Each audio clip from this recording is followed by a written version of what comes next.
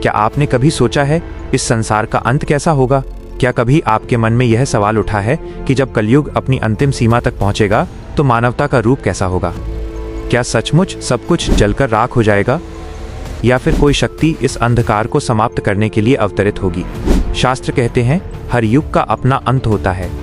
सतयुग समाप्त हुआ, त्रेता का भी अंत हुआ, द्वापर ने भी विदा ली, और अब हम जी रहे हैं कलयुग में, उस युग में जिसे अधर्म, पाप, मोह और लोभ का युग कहा गया है।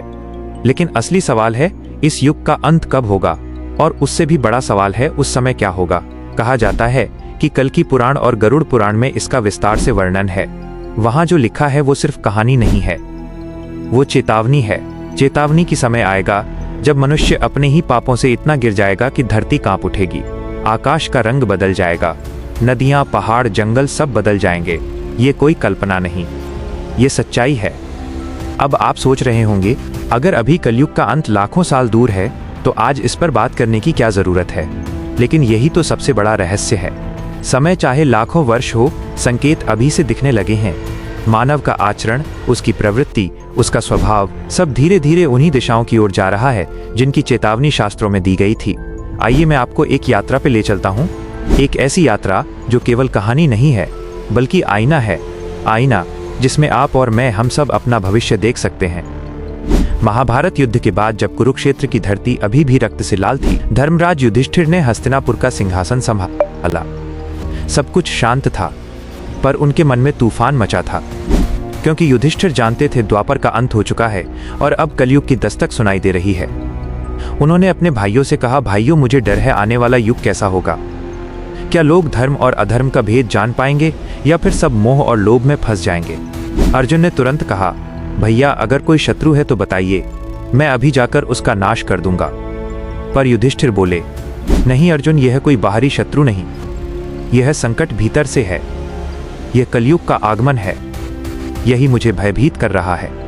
भीम ने कहा, भैया ये सुनकर हमारे दिल में भी बेचैनी बढ़ रही है, अब क्या किया जाए? तभी निर्णय हुआ, सभी पांडव भगवान श्री कृष्ण के पास जाएंगे, क्योंकि वही एक हैं जो इस रहस्य को उजागर कर सकते हैं।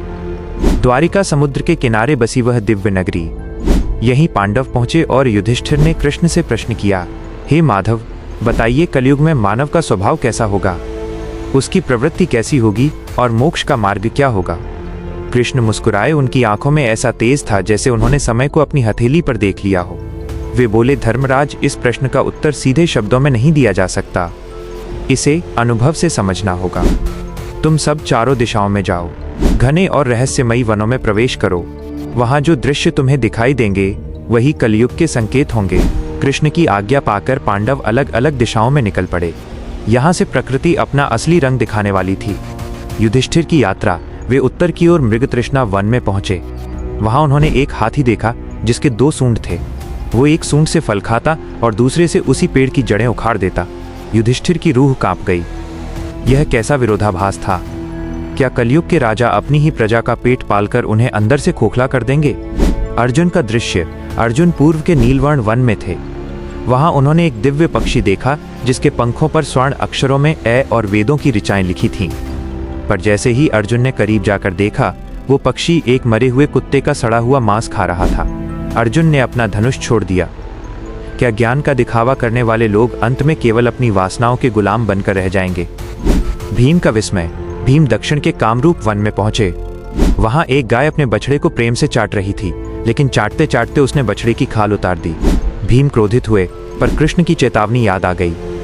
क्या कलयुग में माता पिता का अति प्रेम ही बच्चों के विनाश का कारण बनेगा? क्या ममता ही बेड़ियां बन जाएगी?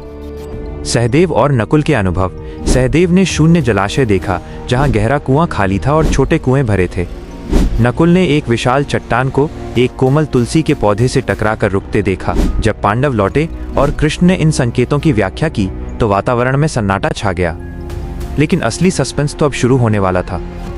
कृष्ण ने गरुड़ पुराण के उन रहस्यों को खोलना शुरू किया जो आज तक गुप्त थे। समय का पतन। कृष्ण बोले, हे पांडवों, कलयुग के अंत में समय की गति बदल जाएगी। मनुष्य की लंबाई केवल 2 फीट रह जाएगी। 8 साल की उम्र में बेटियां मां बनेंगी और 16 साल की उम्र में इंसान की मृत्यु हो जाएगी। रिश्ते केवल समझौते बनकर रह जाएंगे। भाई भाई के रक्त का प्यासा होगा। प्रलय के 7 संकेत। 1। शुष्क नदियां गंगा, यमुना और सरस्वती अपने अस्तित्व को समेटकर वापस वैकुंठ चली जाएंगी। 2। अग्निवर्षा आकाश से पानी नहीं बल्कि जलती हुई राख बरसेगी। 3। 7 सूर्यों का रहस्य कलयुग के अंतिम दिन आकाश में 7 सूर्य एक साथ चमकेंगे। समुद्र का पानी भाप बनकर उड़ जाएगा और पृथ्वी धधकते अंगारे में बदल जाएगी। महाप्रलय और कल्कि का आगमन जब अधर्म अपनी चरम सीमा लांघ जाएगा तब उत्तर प्रदेश के संभल गांव में एक दिव्य ज्योति प्रकट होगी। कल्कि अवतार सफेद अश्व पर सवार, हाथ में चमकती रत्नमारू तलवार। वे किसी मानव से नहीं बल्कि उस अधर्म की ऊर्जा से लड़ेंगे जो इंसानों के मन में बसी होगी। निष्कर्ष और चेतावनी, ये कोई कहानी नहीं है जिसे सुनकर आप सो जाएं। ये आईना है। आज जो नदियां सूख रही हैं, जो रिश्ते टूट रहे हैं और जो लोभ हम देख रहे हैं, क्या ये वही संकेत नहीं जो पांडवों ने वनों में देखे थे? कलयुग का अंत लाखों साल दूर हो सकता है, लेकिन आपके भीतर का कलयुग हर दिन बढ़ रहा है।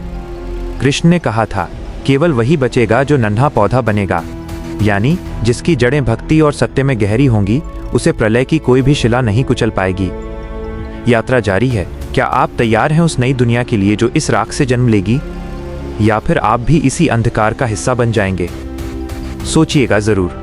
क्या आप जानना चाहेंगे कि कल्कि अवतार के आने से पहले वे कौन से 3 विशिष्ट संकेत हैं जो ठीक 24 घंटे पहले दिखाई देंगे?